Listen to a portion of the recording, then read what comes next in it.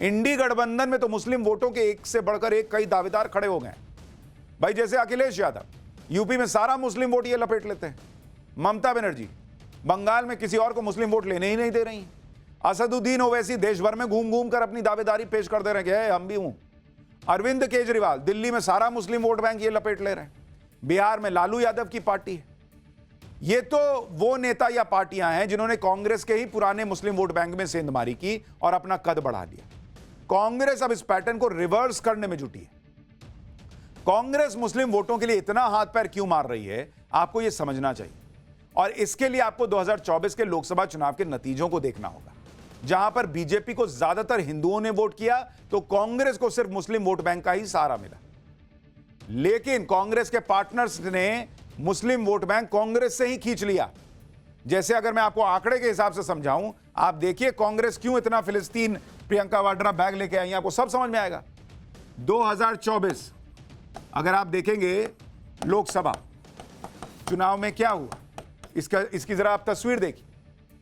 BJP plus का आपको बता रहा हूं, बीजेपी प्लस इनको क्या क्या मिला भाई, Hindu upper caste, Hindu upper caste, इनका वोट कितना मिला भाई बीजेपी को, बीजेपी प्लस को 60%, 60%, और इसमें अकेले बीजेपी को 53% मिला।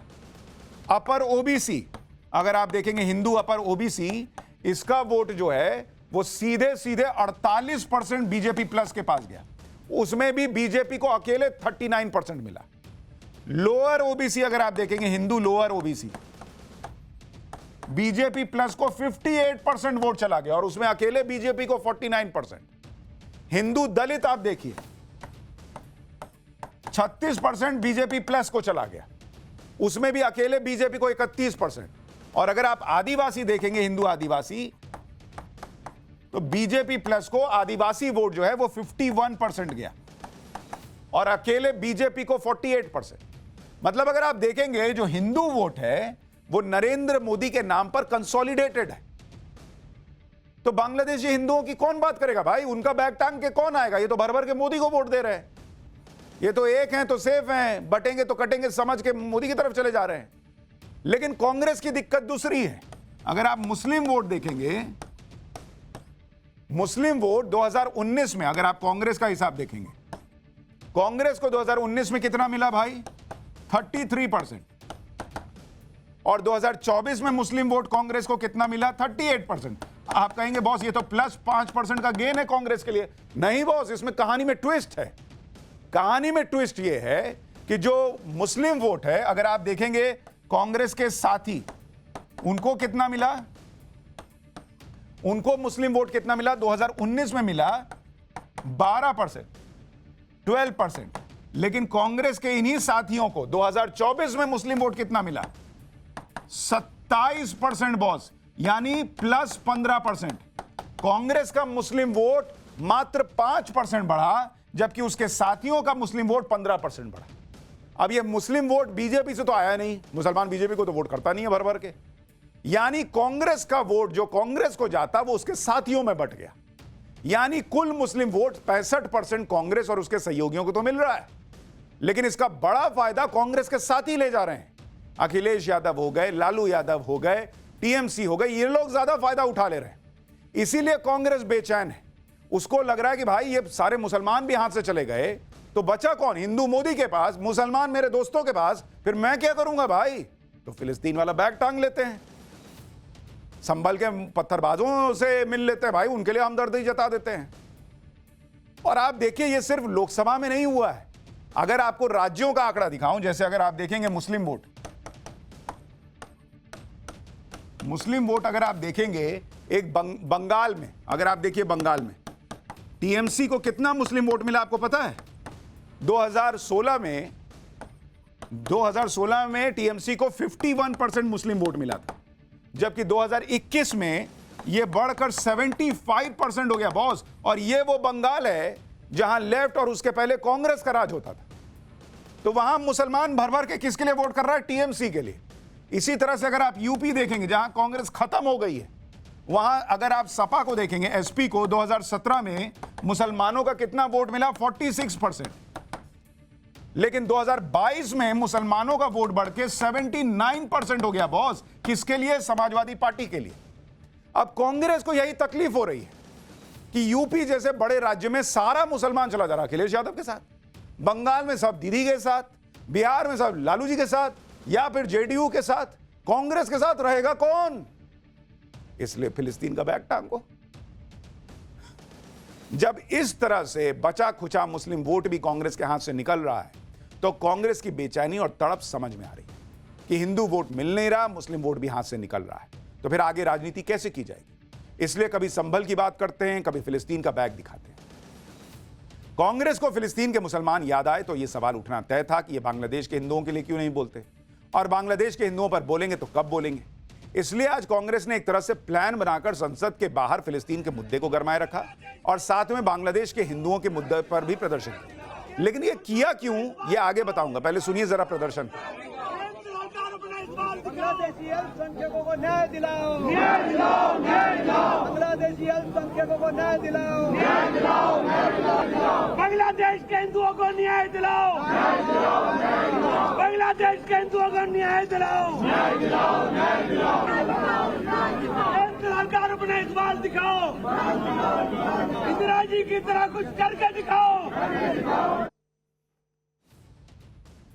ये 4 लाइन का प्रोटेस्ट हुआ, शुरू हुआ बांग्लादेश के अल्पसंख्यकों को न्याय दिला, वहां हिंदू नहीं आया।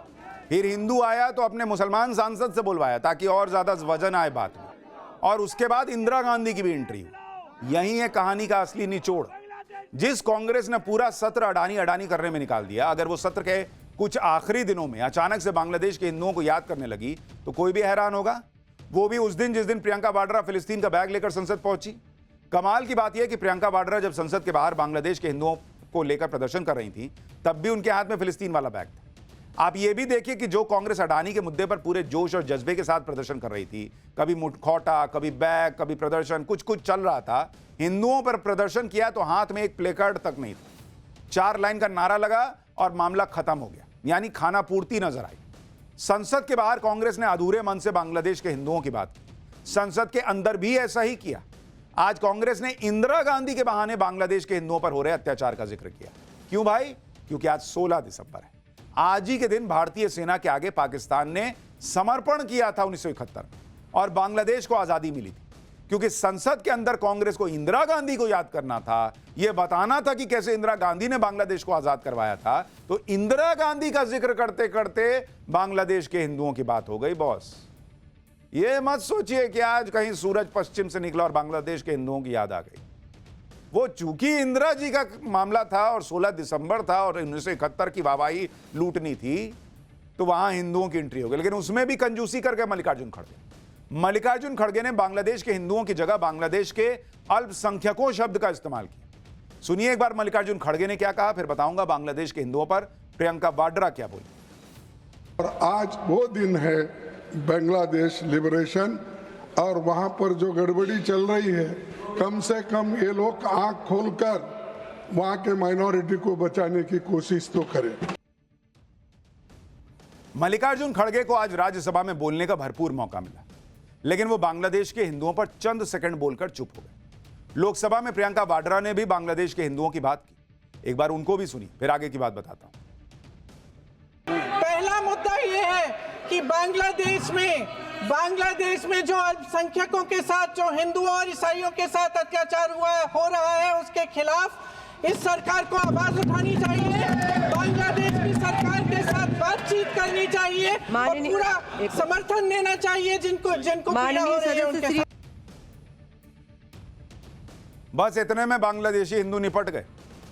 जो कांग्रेस पार्टी अडानी के मुद्दे पर पूरा सत्र कुर्बान करने को तैयार रहती है, उनके बड़े बड़े दिग्गज नेताओं की जब संसद में मौका मिलता है बोलने का, तो वो कुछ मिनट ही बांग्लादेश के हिंदुओं पर बोल पाते हैं। प्रियंका वाड्रा ने बांग्लादेश के हिंदुओं का जिक्र किया तो मोदी सरकार को इस बात पर घेरा कि इसके खिलाफ आवाज उठानी चाहिए। शायद प्रियंका वाड्रा को यह नहीं पता होगा कि बांग्लादेश के हिंदुओं पर अत्याचार पर मोदी सरकार अब तक क्या क्या एक्शन ले चुकी है। हिंदुओं की सुरक्षा के लिए बांग्लादेश के प्रधानमंत्री से पीएम मोदी ने खुद बात की। कुछ दिन पहले विदेश सचिव को पीएम मोदी ने बांग्लादेश भेजा था कि जाइए बात करके आइए। बांग्लादेश पर लगातार दबाव बनाया गया कि वो हिंदुओं की सुरक्षा करें। विदेश सचिव ने संसद को बताया था कि बांग्लादेश ने कार्रवाई का भरोसा दिया है संसद के अंदर विदेश मंत्री ने बांग्लादेश के मुद्दे पर बयान तक दिया और यह बताया था कि बांग्लादेश की सरकार को एक्शन लेने के लिए कहा गया है। यानी प्रियंका वाड्रा को सब पता है कि सरकार क्या कर रही है अपने स्तर पर जो कर सकती है, लेकिन वो पूछ रहे हैं कि क्या कर रहे हैं। बांग्लादेश की हालत इस वक्त यह है कि वहां की सरकार कट्टरपंथियों के इशारे पर चल रही है, वहां एंटी इंडिया एजेंडा चल रहा है। सिर्फ बांग्लादेश के हिंदुओं के मुद्दे पर ही कांग्रेस ने खुद को एक्सपोज नहीं किया।